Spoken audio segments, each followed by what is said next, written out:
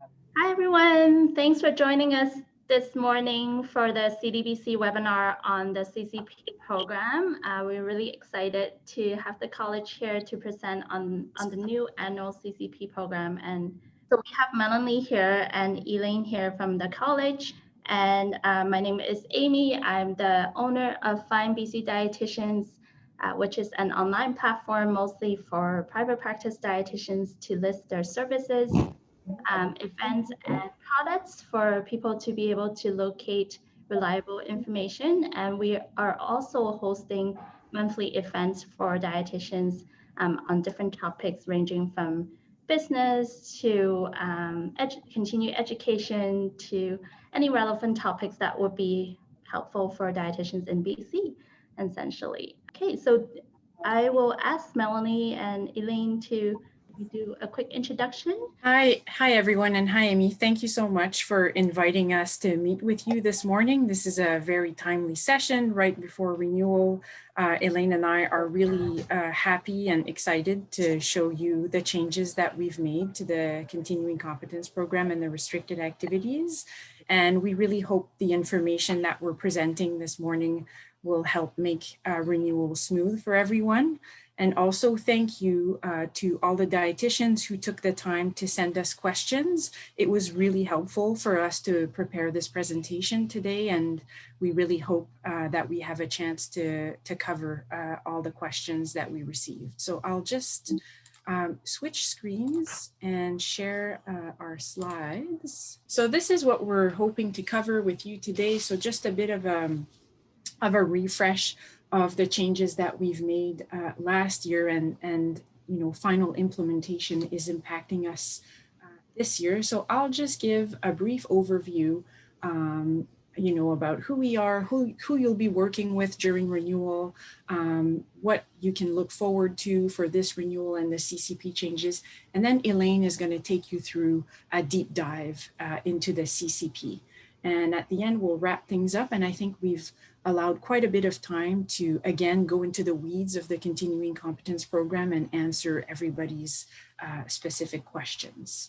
So just to get it started, as a reminder that our mandate and our main function as a college is to protect the public. And one of the ways that we do that with our continuing competence program is by monitoring competent, safe, and ethical practice. And so continuing competence is a quality assurance initiative, and it's really there to, let professionals show how they're continuing to be competent and safe throughout their career. So this is our team. Some of you may have seen us in different presentations, but I feel like we don't really see each other anymore since last year. And so I thought I would bring back our picture so you can put a face to the name. And so on our team, you'll probably be interacting with Ilana Siu. Ilana is our executive assistant, and she's also the registration coordinator at the college. And she's the first person that most of us interact with during renewal. Ilana is also the design and the artist in our college. She's the one who's been responsible for all the new design and the looks that you've seen on all our resources, our blog, and also our monthly updates. And we also have Sabrina Lauser, who's our registration and communications manager. Sabrina is a recent grad from UBC, and she joined our team in 2019. And she's also a very important support person for everything registration and for the communications that you see go out monthly and on our website. And we have Joanie, who is the mastermind of it all. She's our registrar. She oversees everything that happens at the college. She's also, a good person to reach out to for matters of safety. She's our connection with the board, and she's our connection with all our community partners. And then you have Elaine, who you'll meet today. So I'll let her do her introduction, and myself here, who you know very well.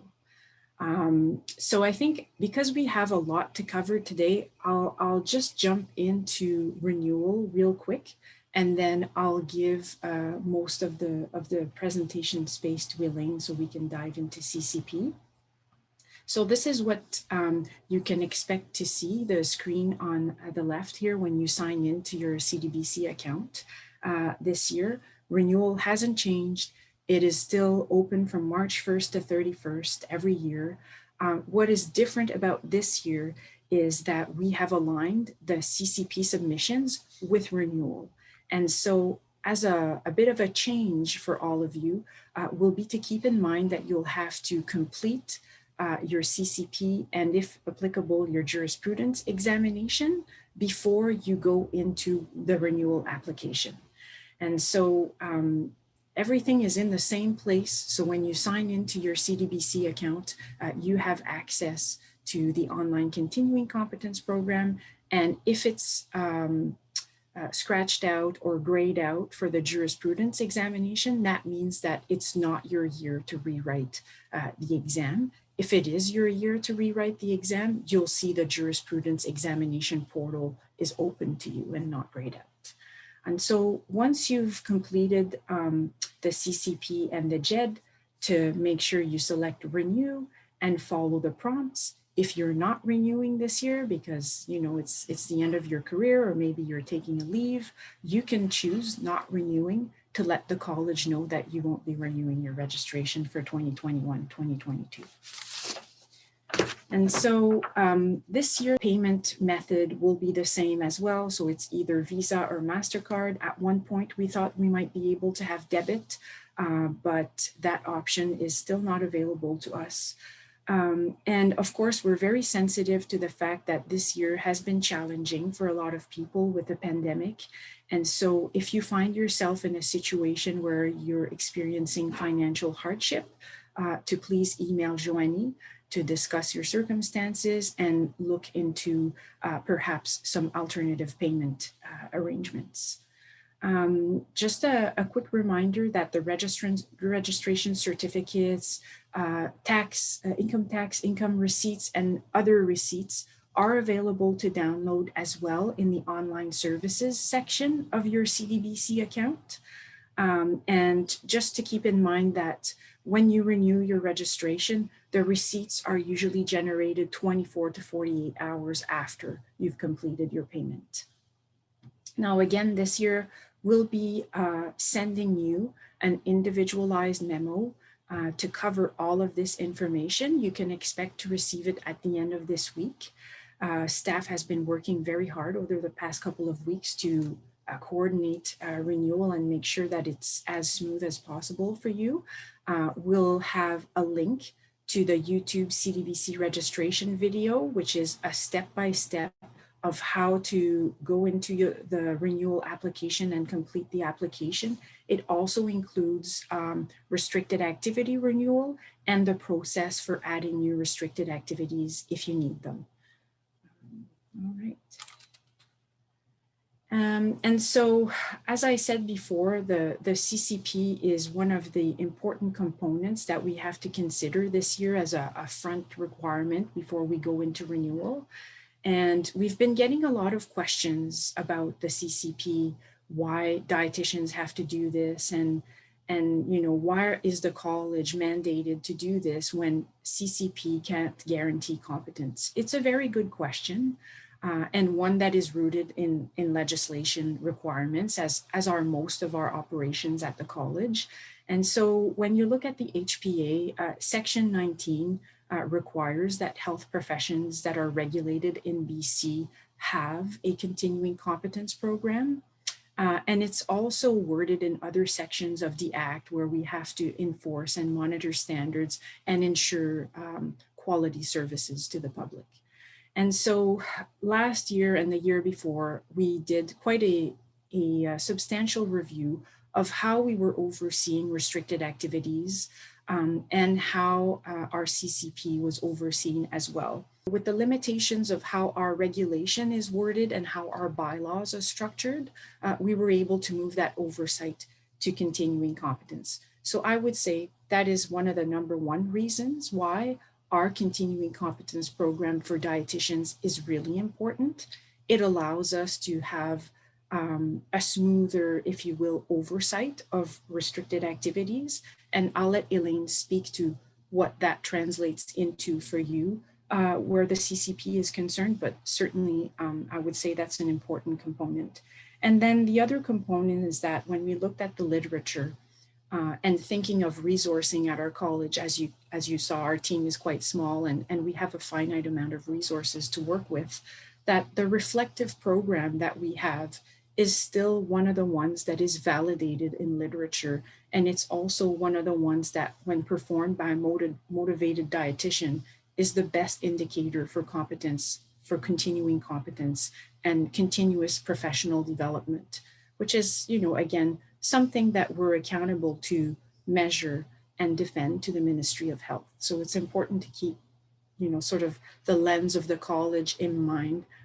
We realize that, you know, this is an additional requirement in your lives, knowing that everybody is busy and that we all have, you know, several responsibilities on our lists on a day-to-day.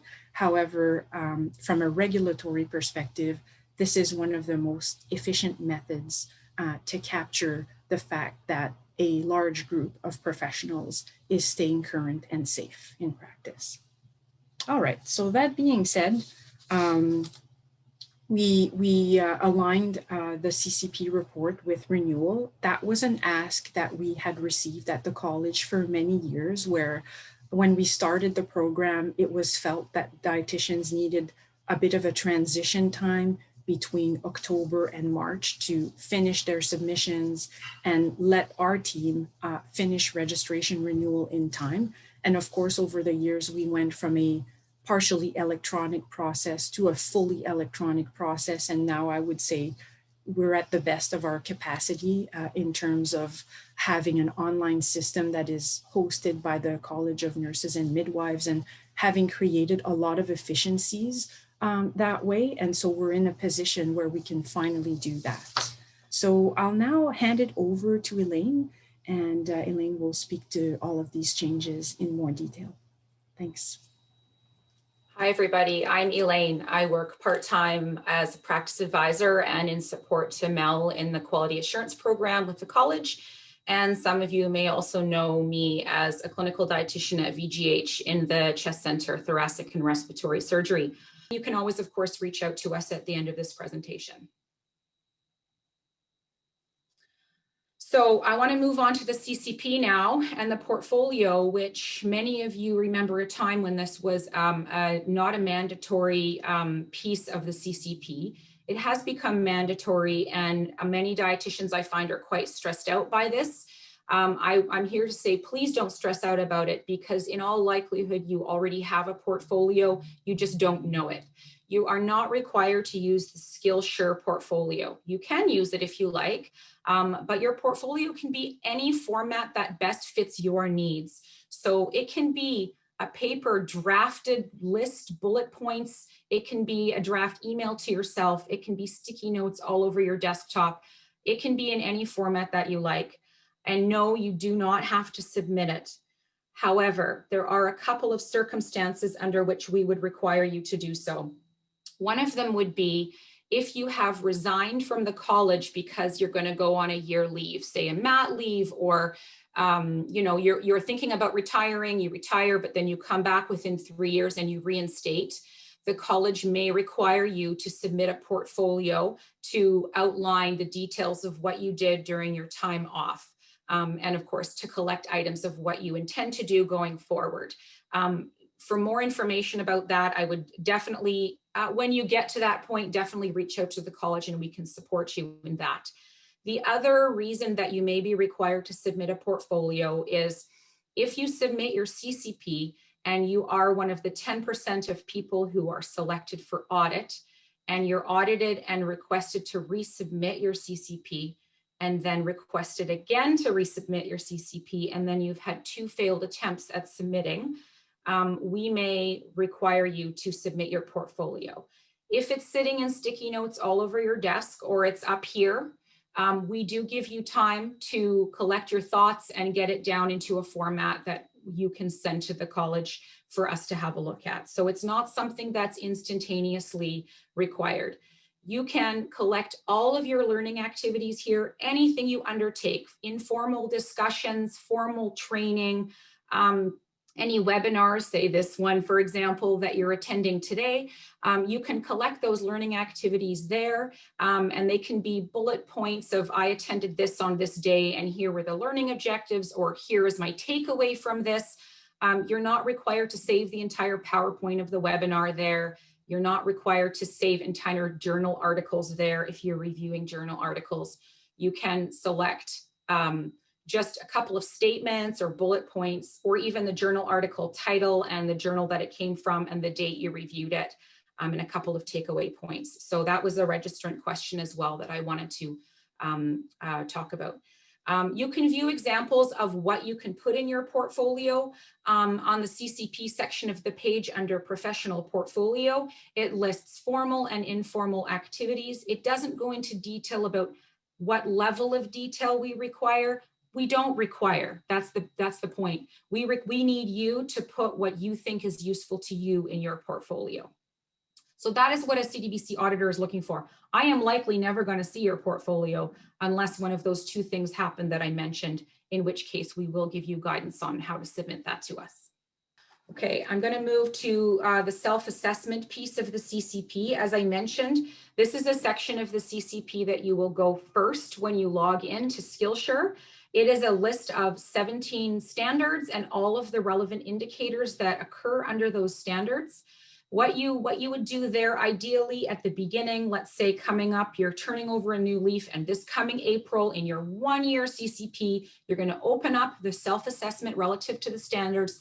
Early in your reporting period, you're going to look at all the standards. You're going to think to yourself, where are my gaps in knowledge? What would I like to learn this year? And then you're going to select relative standard indicator combinations where you can describe a learning goal or a learning need that you have there. Once you've selected a minimum of 3 standards and indicators, you can develop SMART goals around those. Everyone has heard of SMART goals. They are specific, measurable, achievable, relevant, and time-bound. The time-bound piece going forward will be literally a 1-year window. As an auditor, I would be looking for a SMART goal to contain pieces of a goal that when I read it, I can really understand what it is you're trying to achieve. If you send a goal that is very broad, very vague, an auditor like me will send back and say, can you make this more specific, more relevant to your practice? I don't have a good understanding of what it is you're trying to learn. And as an auditor, as auditors, we are not well-versed in all areas of practice. So you may be doing something very, very specific in your practice, and you may think to yourself, the auditors don't know what they're talking about because they're not focused in the area of dietetic practice that I am. So how are they able to judge what's a good goal and what's not a good goal? There's an element of truth to that, but a SMART goal is always a SMART goal, and I should be able to read it. We should be able to read it and understand what the purpose of your learning is there. So when you're in Skillshare, you're selecting your 3 different standards and indicators that are relevant to your goal. The one last piece before we move to the next slide, sorry, Mel, is I wanted to address a registrant question that's related to the wording of the CCP.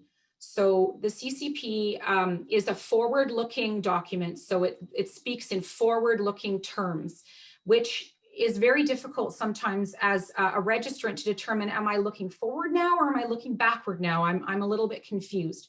So the reason the wording is the way it is because if you start out with your self-assessment at the beginning of your reporting period, you are looking forward in your reporting period. So for all of us, we will be looking forward from April 1st of 2021 until March 31st of 2022 for our next reporting period. Everyone will be on that 1-year period at that point. So in that regard, the wording in the CCP is very relevant because you are forward-looking, setting your goals that you can achieve over that 12-month window of time. If you are like most of us who are sitting here in late February watching this presentation, having yet to open our CCPs, that forward-sounding language can be very confounding. So what I would say is you are now looking back through your reporting period to determine what were your goals that you set out for yourself, what were the goals that you achieved using learning activities in that reporting period, and as such, you're doing a retrospective look.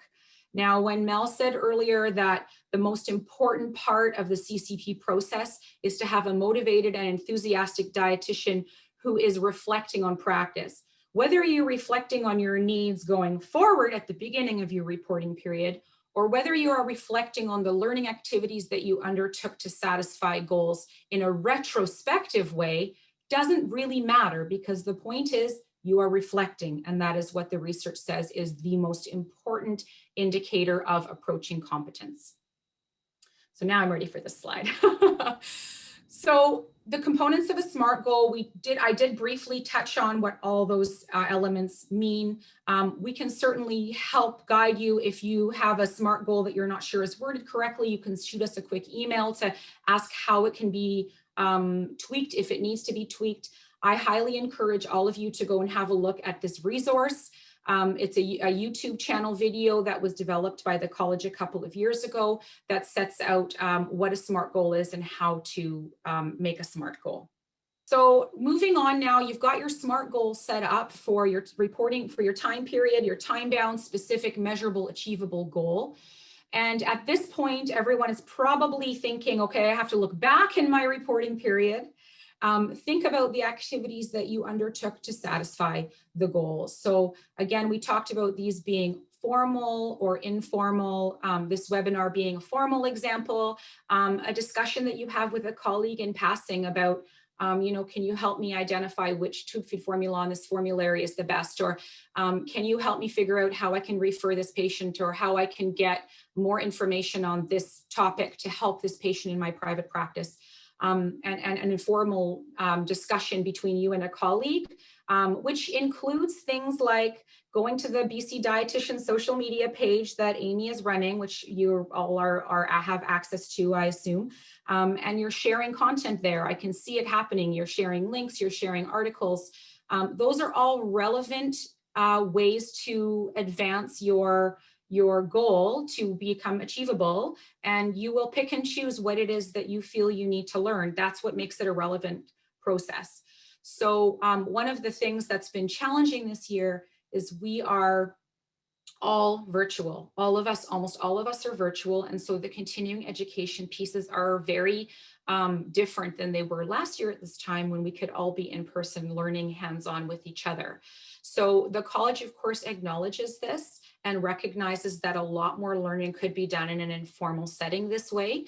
And so we're not looking for everyone to go and attend, the DC conference in person. It doesn't exist in person. So we, of course, will concede and say we are absolutely on board with that, and it is okay. Whatever learning you are able to do, formal or informal, if you think it's relevant to your learning goal, please include it in your learning activities.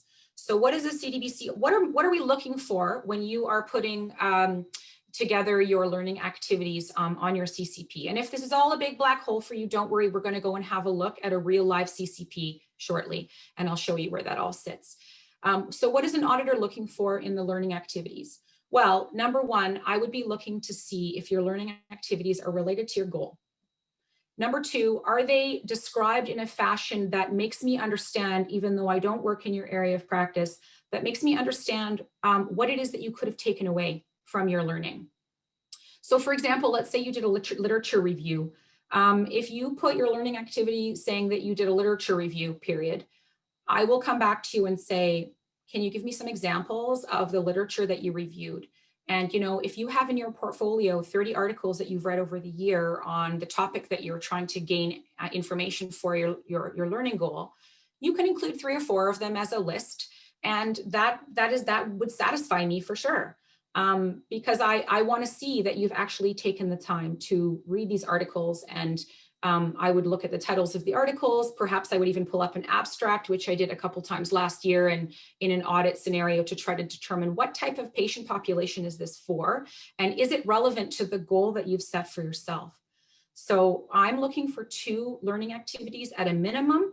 One of the registrant questions is, what if I do a giant learning activity and it satisfies my goal? Can I, if I'm reviewing an entire book and it takes me weeks and weeks to get through this and make notes, is that satisfactory for my learning goal? Can I have just 1? The answer is the requirement is 2. But what I would say is, if you're reviewing something as enormous as a book, perhaps there are multiple learning activities within that book, you know, multiple takeaway, multiple information that you've gleaned that you can break into smaller learning activities. Perhaps you had a book club where you discussed the book. Perhaps you actually used pieces of the book in development of resources.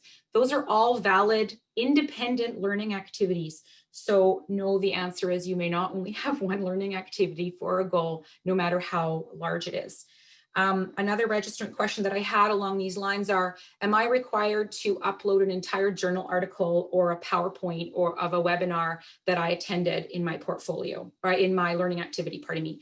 The answer is no, you don't have to do that. As I mentioned, providing a title in your learning activities and possibly a sentence or two about what relevant information you got from doing that learning activity is, it would be sufficient, absolutely. And the level of detail you put in the learning activities is what I'm going to see. I'm not going to see the level of detail that you put in your portfolio. Personally, I use my portfolio and I cut and paste from my portfolio into my learning activity. And that way there's no more additional information that I have in my portfolio that I don't already report on in my learning activity, because I will be audited too, not by myself, obviously, but I will be audited too at some point. And when I'm audited, it would be nice if the college could see what it is with as much detail as I feel necessary. I believe, there was one other registrant question about proof of learning. How do you prove you've learned something? Well, you know, you can't prove. What I'm looking for when I'm auditing is it reasonable that your learning activities could meet your goal? Is it a reasonable expectation that the combination of learning activities you have put down under your goal could reasonably meet the needs of your goal and achieve your goal? That's what I'm looking for. Again, I don't need to work in your area of practice to be able to figure that out. And if there's a question, I will come back to you and ask it, and then you can provide more information as you see fit and as the college sees fit.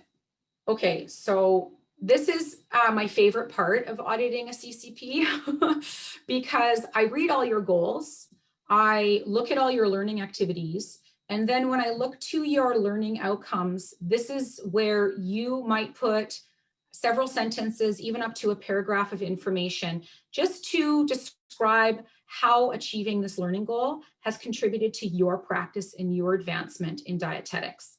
I will be the first to admit that I have misunderstood this before. I worked at the college and have put in how what I did overarchingly benefits the practice of dietetics in a global sense, like in an advocacy sense. The point here is not for that. The point is for you to reflect on how you have achieved advancement in your practice of dietetics. How has this goal bettered you? Basically is what I'm looking for. And I love reading this because we get so many great answers here. So effectively, as the auditor, I'm looking for something that shows me that you have taken something away and grown as a dietetic professional. So before we look at a real example, I just wanted to let you know that we have developed a resource that's been published yesterday on YouTube, yesterday afternoon. So you will be getting the link to that also in your monthly update this week as well. And it is a start to finish CCP process. If you've never done it and you've never seen what it looks like and you haven't even opened or logged into Skillshare yet, you can see this 20-minute, it's a voiceover, it's got considerations, it's got tips and tricks, it's got okay, I selected this indicator, now I didn't want to use that one, how do I get rid of it? It's got those kinds of tips. I highly recommend that you have a look at this video because it will really help you. Mel and I discussed the idea of showing a real live CCP, and in the end, I will be sharing mine. So I'm logged in as myself right now, and here you can see the self-assessment. I'll go really briefly just to have a look at the self-assessment. When you do your self-assessment, as I mentioned, you'll see all of the standards and indicators listed here. And I had already selected 3. They are in here, and I always save because I don't want anything to happen to it. So I've pre-done that already, but you can do it in any way you like. You just select yes for this standard and indicator that you choose to report on, and leave it alone if you decide you're not going to. You don't have to click no, just click yes in the ones that you want. When you've clicked yes in a minimum of 3 individual standards and indicators, you go to your professional development report and you click start reporting. Now here you can see I have 3 standards chosen, 3, 10, and 13. I've chosen standard 13 and I am registered with restricted activities A, B, and C. So I have chosen this one to reflect enteral nutrition, restricted activities A and C. I only need 1 goal for EN and that's what I've done. And you'll note that I have not selected the standard 2 indicator 1 as I see so many people do. A dietitian seeks information and incorporates an evidence-informed approach to their practice.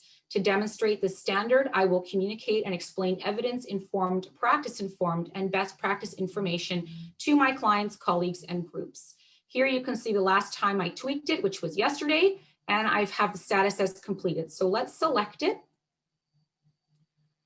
And here it will show you learning goal, learning activities, learning outcome, and the learning plan progress. I am on learning goal. This is my own personal information for me to put my client groups. So here it shows I've chosen standard 13, indicator 5, and I've made some self-assessment notes to myself, which are just for me, and it's not going to be audited by anybody. It's just for me. I can start putting in some learning activities in here to remind myself for some things that I undertook. So here I have my goal that I started in a part-time clinical position at this time, and that I really wanted to move away from the casual status of jack of all trades and really sink my teeth into a better understanding and becoming kind of a go-to person for home tube feeding, blenderized tube feeding, anything EN related.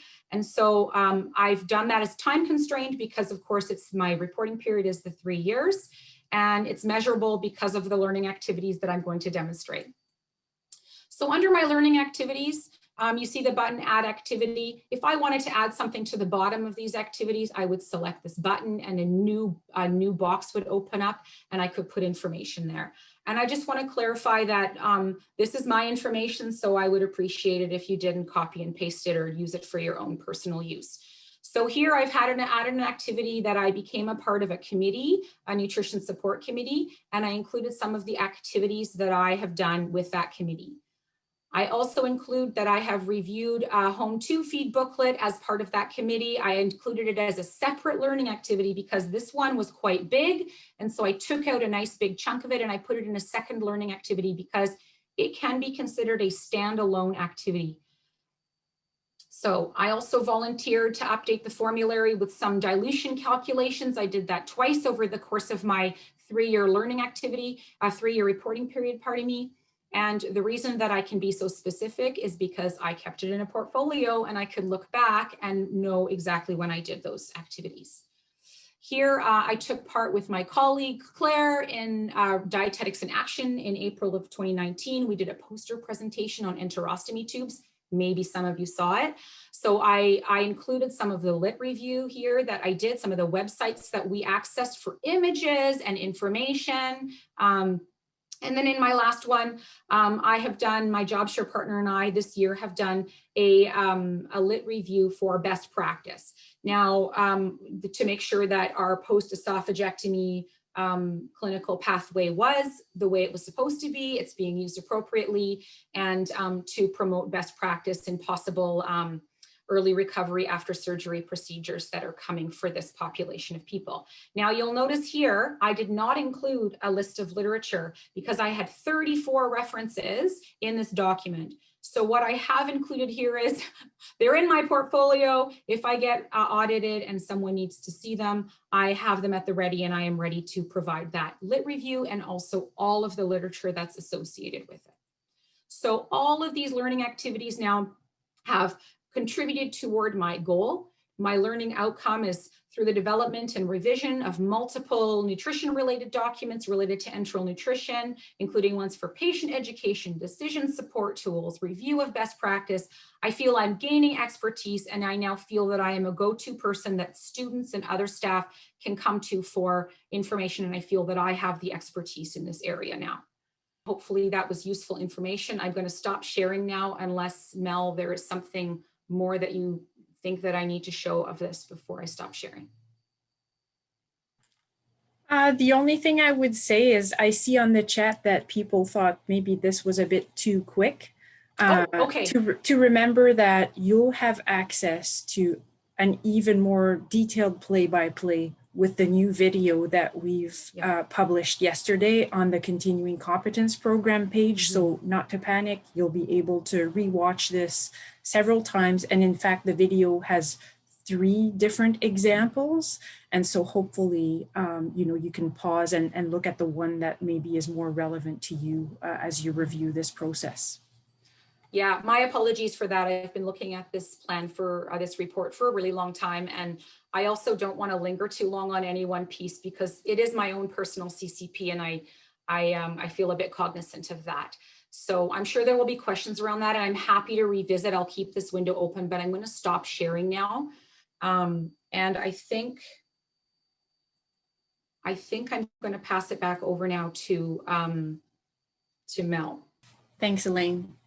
So to wrap up, we thought we would just provide you with a summary of, why we did everything that we did and why things are. I think I've already spoken to it, but really, in the end, it was an effort for us to be aligned with provincial and national regulatory practices. So when we did all the changes that we did to the CCP and to the restricted activities, that was one of the objectives.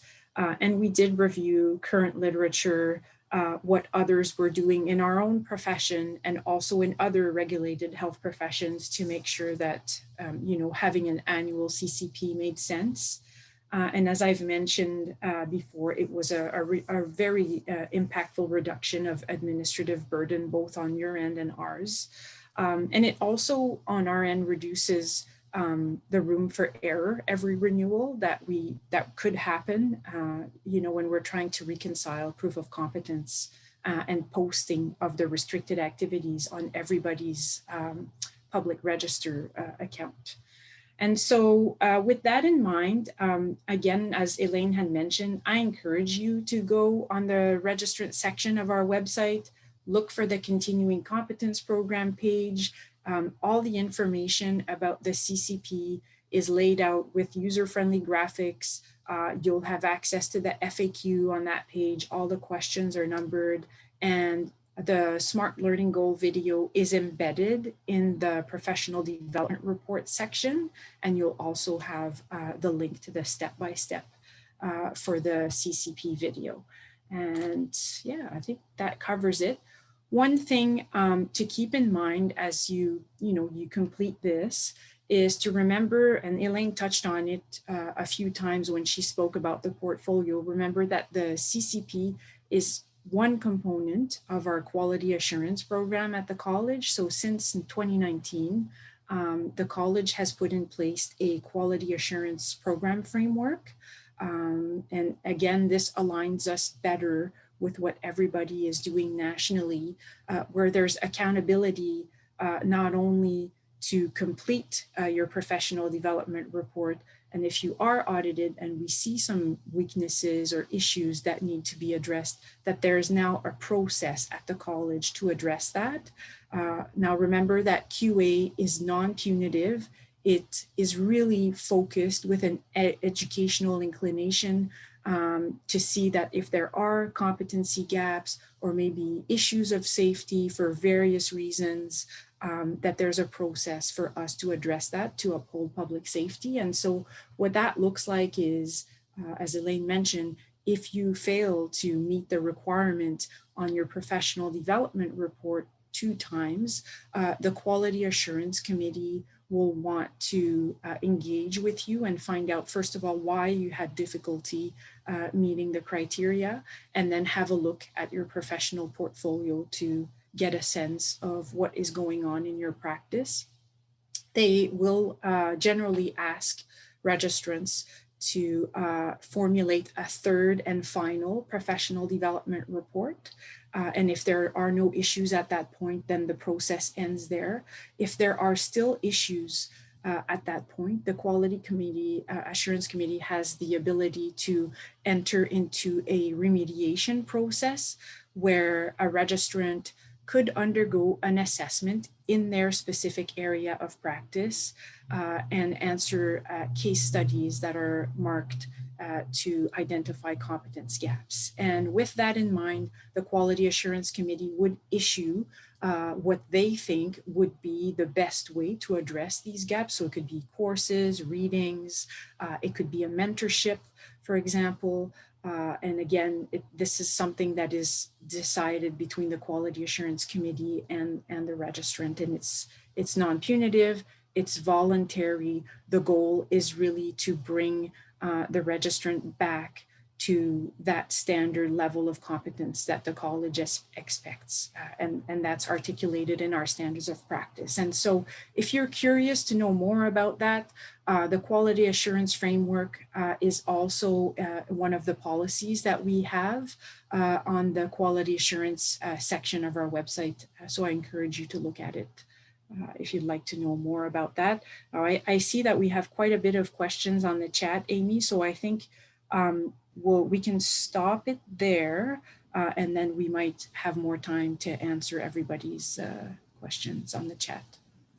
Mel, what I might do is I might share my screen with the homepage of our website, so that way when the registrants ask questions, I can direct them to the proper part of the website, because I've seen a couple come up where that might be useful. Perfect, thank you. Okay. So Amy, I'll hand it over back to you. Yeah, so I'm just gonna go back to the beginning and ask the questions in order. So can CDBC membership be on hold or prorated during maternity leave? That was regarding the membership fees. I can answer that. So in our bylaws, it's pretty clear that we can't. So one of the options that exists, and I invite that registrant to reach out to Ilana to discuss different options. We have different periods of time in the year where people who go on leave, for example, mat leave, so that person would resign and then they would come back when they're ready to reinstate. And so, you know, depending on how long the maternity leave is, they have the freedom of coming back at different time points in the year, and that reduces the financial burden of having to pay a full year registration, for example. And can the college address if this presentation will be posted on the website and time frame? Time frame, hopefully by the end of the week. It will depend on Ilana's workload, but certainly the aim would be to have it up on Monday morning when renewal starts. Okay. And this question is for Elaine. So she's asking about the reporting period. So she was a temporary registrant completing activities in September to January 2020 before passing the CDRE exam. Would those activities count? If you were a temp registrant who wrote your CDRE in November, you would have received an email from the college regarding your full registrant status in early January. So technically we're looking at January, I believe it was January 4th that all those registrants got their emails, and we're looking at a reporting period to the end of March. So that is the reporting period that we would expect you to use. Now, Mel, we haven't really discussed whether temp registrants could use learning activities that they learned, say, in their practical placements, or possibly as they were practicing as casual dietitians with temp status. What's your comment on that? Well, you know, recognizing that most of them wrote the exam in November, December, that, you know, if they're successful, then technically they were full. You know, since then, we used to recognize actually full registration retroactive to the examination date. So I would say as auditors that we would accept that. And recognizing also that we're not expecting these new graduates to reach full completion on all of their learning reports, knowing that they've only had a few months, right, to report. And I will add that those goals will be extremely small, and we will take that into account, obviously, because the opportunity to access learning activities and actually collect those in a portfolio will have been really limited for those registrants. Can we alter the categories that are set up in the portfolio?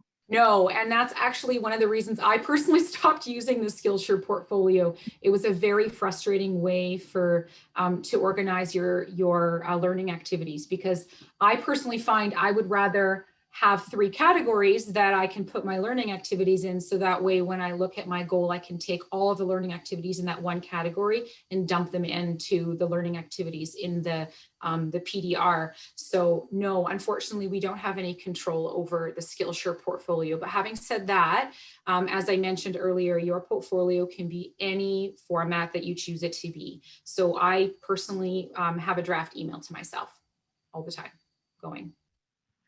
How would someone on an 18-month mat leave go about reporting for PN competency? Realistically, there will be limited time for work-related activities. So as Mel mentioned, if you are on mat leave, but you are retaining your full registrant status, you are required to do a CCP. Now, having said that, I've been on 3 mat leaves myself, and I fully appreciate that you kind of lose half your brain on each mat leave. I completely understand that. My suggestion is making an extremely small goal. So what you could do is go to the restricted activity guide, and I can show you on the website where that is right now. Under restricted activities. Everyone can see my screen, I assume. Here is the restricted activity guide. And when you open up the restricted activity guide, you will see here, for example, under, I'll do PN just because that was the example question.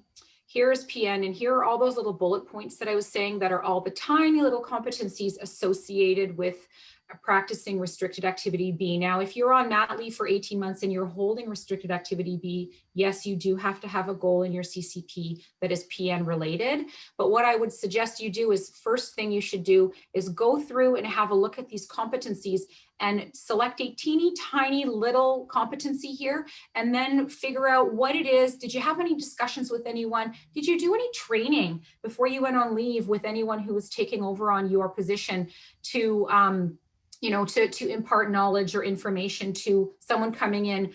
Did you advise anyone at all while you were on leave? Have you been reading articles? Have you been reading your emails, meeting minute updates of meetings that you have missed? And pretty much anything can be a learning activity, including if you're doing a little bit of literature, journal article reading, while you're nursing baby or whatever. You can, what are you keeping up with that you can identify as a small goal, and have appropriate learning activities to achieve that goal? Many of the standards are framed as direct client care. What suggestions do you have for dietitians who are working in population and public health with no direct client services? Can we take client to also mean internal or external partners, which is more reflective for our work setting? And the same question applies to government and academic settings. I can answer that. So certainly the CCP was configured to, to be able to be tailored to everyone's different situation in practice, recognizing that dietetic practice has a wide breadth of scope. And so that when we looked at the standards of practice, they were mapped to the integrated competencies for dietetic education and training. And so they do speak to the continuum of practice first, and then second to they're wide enough and vague enough that you can tailor them to your specific clientele. And so I'll use myself as an example because that's the easiest go-to, but my clientele is, doesn't really include any clients as we think about them as patients. It'll be partners in healthcare regulation, it'll be registrants, it'll be a very different client base than, say, someone who is working in community care, or someone like Elaine who's working also in clinical care. So definitely there's room for that. I think it's a good starting point to first of all think of, who it is you interact most with during your day-to-day. And then from there to kind of go and figure out which standard indicator you want to address. Now, certainly we recognize that, standards like Standard 14, which is pretty much a detailed example of the nutrition care process, won't apply, maybe not ever. However, professional practice standards, like the first few standards that we have where legislation comes into play. So if you're in public health, that you might have to have, different kinds of legislation pieces that you have to keep current on or that you're working on to develop policies, and so those would be more applicable to your practice. So definitely, as Elaine said, be creative, take time to look at the standards and the indicators and how they may apply to what you do on a day-to-day, and then you can tease out which aspects you want to report on to the college. And, you know, we recognize that most of us address way more than just 3 in our year. And so it usually is a matter of choosing the one that matters the most or the one that you want to showcase to the college. And as an auditor, I will include that in my year of 2 years of auditing now, I have not come across a single registrant that I've been like, actually, your goal doesn't match your standard. I look at it and I think you must have chosen it for a reason. It must be relevant to you. I'm not that nitpicky about it, because in the grand scheme of things, that's not really what the CCP is about. There was a question about, can we go back and look at our previous year's documents? Yeah, so you definitely have to sign back into your account. And then when you go into the professional development report section, by default, you land on 2021. However, at the top of the page, there's a drop-down list with all the years that you've reported on. And from there, you can select a previous year's either self-assessment or report. Right here. Yeah, that's right. Yeah. So I'm looking at 2021, but if I wanted to look at my 2018, I could certainly select it. And then, but from there, you can select the print button, which will force it to produce a PDF. And then you can see your previous year all on a couple of pages. Does that answer the question? Yeah, I think so. And what I will say is, as an auditor, I do look for 3 completed reports. If you have 5 goals and 2 of them are in process and 3 of them are complete, that's actually exactly what I'm looking for. We're looking for 3 completed goals. If you can't mark your goal as complete, go back and tweak the goal wording so that you can mark it complete. And that kind of leads us to the next question, that if you set your goals for the coming year, can you go back and change to reflect the learning activities that you participated in? Absolutely, you can. Yeah, you can. Okay, yeah. And if you have a lot of activities, is it okay to choose the most impactful ones rather than being comprehensive for 2 to 3 years of activities? Of course, if I can reasonably read your learning activity details and consider that they achieved your goal, then absolutely, you don't have to list them all. Great. And if this is your first CCP, does your reporting period start when you become a full registrant? Yes. Okay. Which will be January 4th to March 31st.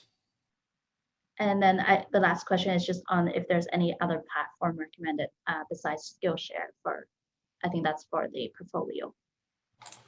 Yes, so, you know, as I'll speak to this because I know it's been on a few people's wish lists over the years, and you have to keep in mind that our college is small and we have a limited number of resources, and changing this kind of platform is quite expensive. And our college has invested quite a bit of money into it over the years to follow the progress that's been made online. And now that we're looking at an amalgamation within possibly the next 2-3 years, I think we'll stay away from changing platforms, knowing that we might need to align our current process with several other colleges and host a multi-profession QA program. That certainly seems to be the trend, and it's something that we've already started consulting on among different colleges. And so to say that this might look very different in 2 to 3 years because of amalgamation. And then we'll do it all again, a whole other webinar. And is it okay to include things that I did in another province, moved to BC in June? Of course. That's great. So even though the reporting period is from January 4th, can people who were temporary registrants for the whole year due to CDRE being canceled use learning from that year as a temp party? We had kind of touched on this a few minutes ago, and I think the answer is yes. I think you have to keep in mind the registrant who's using those learning opportunities has to keep in mind that are those learning opportunities and learning activities relevant to the goal they set for themselves? That's really what the auditor is looking for. We will be flexible with the reporting period for instances like this. And of course, we recognize that temp registrants who became full in January only have a very small window. So either their goals are going to be tiny and their learning activities are going to be limited, or they're going to have been able to achieve something a little bit more if they look a little bit further back.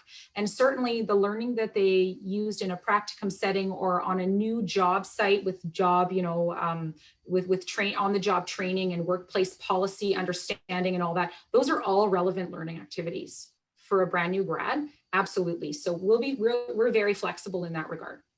How do I change my client groups?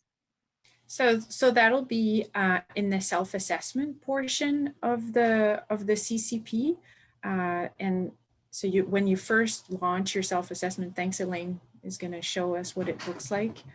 That's where you first sort of establish who your clientele is, and that's easy to edit, and then you just have to remember to save the changes, and those changes will also port into your professional development report. Great. Yeah, I think you guys tackle all the questions. And as you already mentioned, you'll be sending out an email regarding the CCP program by Friday this week. So again, information there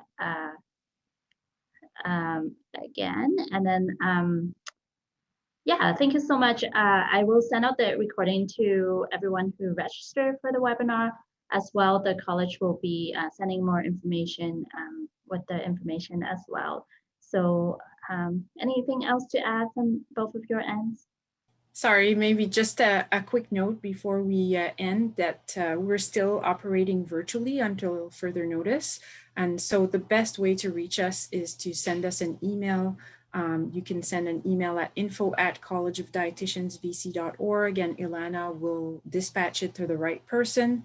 The phones will be available during renewal, but we might be a little bit slow to answer everybody if everyone calls in because it's a call forwarding service that we're using. So I definitely encourage you to email if you have any pressing issue during renewal.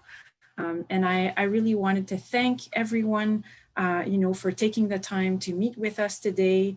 And I hope that this information is helpful. And I also wanted to thank you all for the work that you're doing during the pandemic and supporting British Columbians during these challenging times. The college recognizes that this is, a challenging time for everyone. And thank you for all your efforts. Awesome. Thank you both, Elaine and Melanie, for being here and for this presentation. That was really helpful. Yeah. All right, you guys all have a great day, and I'll be in touch with the recording and the information as well. Bye.